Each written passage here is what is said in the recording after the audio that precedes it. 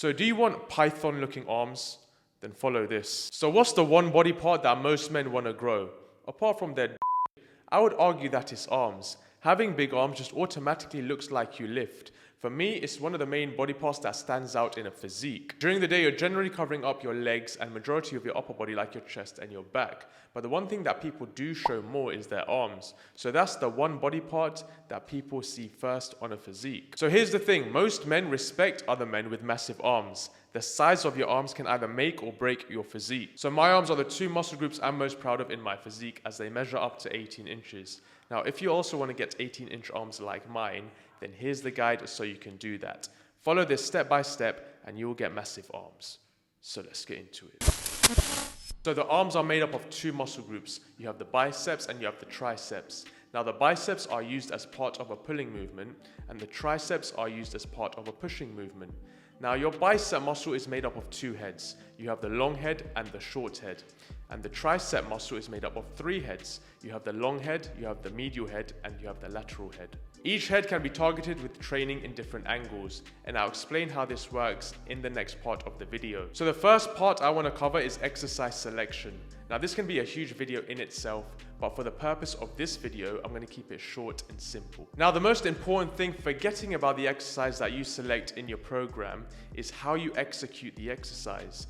Doing the basic exercises will generally help you to build muscle, but if you do them with poor form, so swinging all over the place, using other muscle groups instead of the one you're trying to work, then it's not going to be effective. So for example, let's take the dumbbell bicep curl because this is one of the exercises that I see many people perform wrong all the time. So here's how I see a lot of people doing it. They swing all over the place, using their back and their shoulders, not really using much of the biceps. Now, although your biceps may grow a little bit over time, even with the swinging, there's a higher chance of you getting injured. And it's just not gonna be effective if you want to maximize your muscle growth in that particular area. So a much more effective way of doing bicep curls will be like this. As you can see, no swinging, and the focus is solely on the biceps and nothing else. Now, when you're training arms, you wanna try and hit all of the heads in both the biceps and the triceps so you can have a much fuller look in your arms. Now the biceps are made up of two heads, the long head and the short head. If you want to target the long head of the biceps, then you want to do exercises that involve a neutral grip, for example hammer curls, or where your elbows are behind the body, for example this cable curl. And to target the short head, you want to do exercises that involve your elbow being in front of the body when you're doing a curl. For example, this preacher curl. As you can see, these sort of exercises will target more of the short head of the bicep. You want to try and focus on both of the heads whenever you're training biceps. Now moving on to the triceps, you have three heads. You have the long head, the medial head, and the lateral head. To target the long head more, you want to do exercises that involve your elbows being over your head. For example, cable overhead extensions. To target the medial head of the tricep, you want to do some sort of push down, for example, cable push downs. And to target the lateral head of the tricep, you want to do a push down with a wrist rotation at the bottom, so you can hit that side head of the tricep.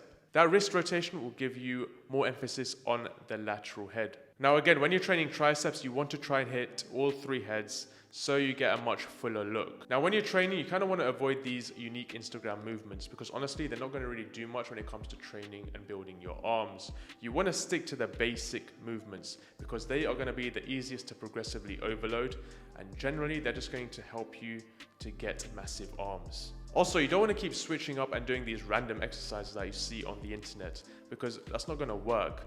You want to just do the basics over and over again. Make sure you perfect your form, mind-muscle connection, and increase the weights over time. Now let's move on to training frequency. If you really want to grow your arms, then you want to allocate at least 1, if not 2 days per week for direct arm training. For example, you can do 1 day allocated to arms and the rest of the days you can train the other muscle groups. Remember, you're still going to be indirectly training your arms when you hit other muscle groups. For example, when you do a bench press for chest, you'll be indirectly hitting your triceps.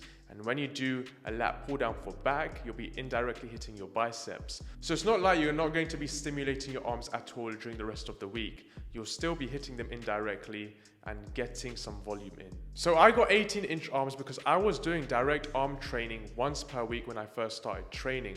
So one day was just solely focused on growing my arms. Now, majority of my arm gains actually came in that period. I was also progressively overloading on all of my lifts, which made a huge difference too. Now, if you want to have big arms, then you need to be progressively overloading in your training, meaning that you need to slowly progress in one of the variables over time, whether that be volume, frequency, intensity, or weight. For me, I don't like to overcomplicate things so much, so I focus on slowly increasing the weight every few weeks on all of my lifts. And that's why it's important to not just solely focus on increasing the weight on your compound movements, but also your isolation movements, as this is going to help grow your arms too. Also, one of the reasons why I prefer direct arm training instead of adding them in at the end of the workouts, which is what many people do, is because you can put all of your focus and energy into just growing your arms. If you just throw arms in at the end of the workout in, for example, a push-pull leg split, then they're going to be getting the least amount of attention.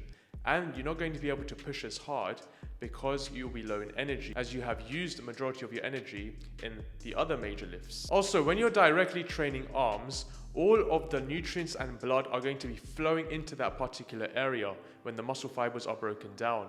And this is going to really help you to rebuild and recover faster. Now let's talk about training volume. How many reps and sets should you do with direct arm work? Now, when training a particular muscle group, I always say don't do more than 20 sets per week, because in my opinion, that is just going to be overkill. Your muscle is not going to be able to recover effectively. This goes especially if you're natural or you're taking every set to failure. If you are not trained to failure, then you can afford to do more sets to fatigue the muscle more. But if you are trained to failure on every single set, then you really don't need to be doing more than 4 to 6 sets per session on that particular muscle group. So my recommendation would be to stick between 12 to 20 sets per week. If you are not trained to failure, then you can move towards the higher side. And if you are trained to failure, then you can still do volume on the lower side and still build the same amount of muscle. Now, how should you split this up? Well, as I mentioned before, you want to do around 1 to 2 days of direct arm training per week. So for example, let's say you're doing 16 sets of biceps and 16 sets of triceps during the week. Now, if you split this up into 2 days, then that will be 8 sets of biceps and 8 sets of triceps on one day, and 8 sets of biceps and 8 sets of triceps on the other day. Now, one thing to point out is that triceps make up 2/3 of the arm. So if you really want your arms to grow, then a good idea would be to allocate more volume towards your triceps rather than your biceps. Now, throughout my training years, I've never actually done this. I've allocated the same amount of volume towards my biceps and my triceps because I want both of my muscle groups to be in proportion. When I see someone with massive triceps and smaller biceps, for me that just doesn't look aesthetic. So you don't have to do this, but if you really want bigger arms and you struggle to grow your arms due to poor genetics, then this would be a good idea to implement. Let's talk about rep ranges now. When training arms, you don't really want to be in the 1 to 6 rep range. It's not about how heavy you can lift. No one's really going to come up to you and ask you, oh dude, what's your 1 rep max for bicep curls? No one really cares. They care more about the size of your arm. So it's kind of pointless just going as heavy as you can when training arms.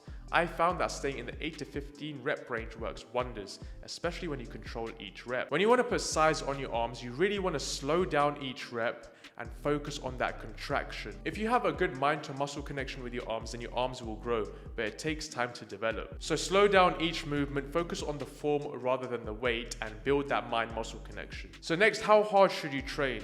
Train hard, dude. Don't be that guy stopping 2, 3, 4 reps shy of failure because it hurts too much. You're not going to be able to get 18-inch arms that way. Train to failure for majority of your sets. You'll get bigger arms by doing less sets but with much more intensity, rather than doing more volume but training like a Moving on to advanced training techniques. So this includes things like drop sets, partial reps, rest pauses, static holds, and slow negatives. Doing these will help your arms to grow if they're stubborn. However, these techniques shouldn't be used if you're a beginner and you've just started lifting, because these are advanced techniques for when you get further into your training journey. So you should only really implement them once you have gone further into your training journey and you can see that you've started to hit a plateau. So the basis of these techniques are to take you past technical failure and help you to reach complete failure so that the muscle has a new stimulus for it to grow. Now, if you keep doing the same old sets and just going to technical failure and that's it, then you could be missing out on a lot of gains by not implementing these techniques into your training routine. So for me, my main go-to are drop sets. I like doing these because it helps me to force out some more reps with lighter weight and helps me to hit complete failure. I also include static holds and slow negatives from time to time as well. Finally, let's move on to diet and calories. Now again, this is probably the most important part. If you want to grow your arms to 18 inches, then it's vital to eat at least a maintenance, if not in a surplus. Ideally, you want to be eating in a 200 to 300 calorie surplus if you want to build muscle and not put on too much fat. Anything above, then you won't be building any more muscle mass, but you'll just be putting on a ton of fat. So stick with a small calorie surplus as well as eating a high amount of protein. So at least 1 gram per pound of body weight. Now, if you want to stay lean, then a good idea would be to eat in a calorie surplus on the days you train arms and eat in a deficit on the other days. That way your week will average out at a maintenance and you won't put on any fat. You'll stay lean and still build your arms. And this also goes if you want to grow any lagging body part. Just eat in a calorie surplus on the days you want to grow that part and eat in a deficit on the other days. That way you'll stay lean. I would generally just adjust my carbs for those days and keep all other macros the same. Now, of course, all other variables such as sleep, stress, and hydration all need to be managed if you want to maximize those gains and get those python looking arms. Training and diet will be the main factors, but everything else also needs to be managed in your life if you want to put on as much muscle as possible. So guys, that's the video, and if you follow this guide, then I guarantee you'll be able to grow your arms in the next few months. And if you really do struggle with putting on muscle mass, then I recommend downloading my free bulking guide in the description below. It's completely free, it'll help you out a ton and put you on your way to getting jacked. And guys, if you enjoyed the video and found it helpful, then do me a favor and smash that like button. And if you're new to the channel and you like my content, then do me another favor and hit that subscribe button and turn on the bell notifications, because I'm going to be releasing 2 new videos every single week just like this, and you don't want to miss them. And if you want to know how to get from 20% to 10% body fat, then I recommend watching this video next. And remember, stay natty, stay clean, and peace.